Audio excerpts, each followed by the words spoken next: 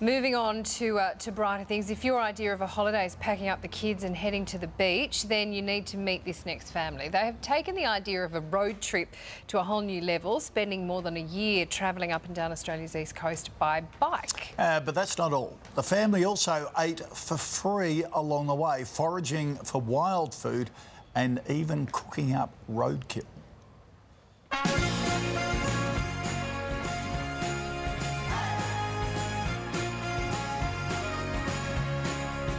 Patrick, Meg, Zephyr, Woody and Zero, the Jack Russell, have just come home from the trip of a lifetime. The young family spent 14 months riding from Daylesford, north of Melbourne, to Cape York and back again. Advocates for sustainable living, they aim to eat free food as much as possible along the way. Camping, foraging for fruits and vegetables, catching fish and even cooking up roadkill was all part of their grand adventure. Woody would try anything. Zeph was just a little bit more choosy, being 12. But finding food was just one of the challenges they faced. We had one particular hairy moment which was just north of Bega, which was pretty full on for Woody and I, almost got taken out by a truck. And we also nearly ran out of water a couple of times. Despite the tough days, they cherished every moment. Just learning that life's challenges and difficulties can actually be quite joyous with a different approach. We weren't working, we weren't cleaning the house, we were just hanging out as a family, which was really joyous.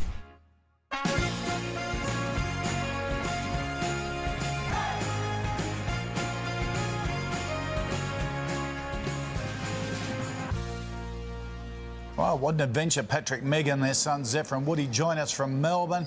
Morning to you all. Patrick, sounds like such an adventure. What were some of the other challenges you faced along the way? Oh, look, I think, Koshi, the traffic was probably our greatest challenge. You know, being exhausted, leg cramps. I went spearfishing after a long ride one day and got leg cramps in the water and almost drowned. That was a great challenge, getting out of that one with just some minor cuts from the rocks. Yep, and some days it was the headwinds, some days it was the hill, some days we hadn't slept well because we couldn't find a flat camping ground, so we were all a bit cranky the next day. Sometimes, yeah, there were so many things. Lots of challenges. Meg, you ate wild food along the way, and did you really eat roadkill? We did. It was a possum, and it was actually very tasty.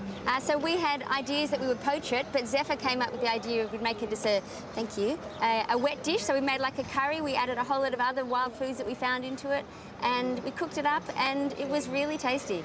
Gee, I can feel a cookbook coming on there. Possum curry. Yeah, roadkill cookbook. Zephyr, was it all it was cracked up to be? What was the favourite part of the trip for you? Well, I really loved the camping, and I really liked having my own pocket knife and lighting the fires, so that was pretty fun. Okay. Cool. And you guys, Patrick, you've got a book coming out about your adventure?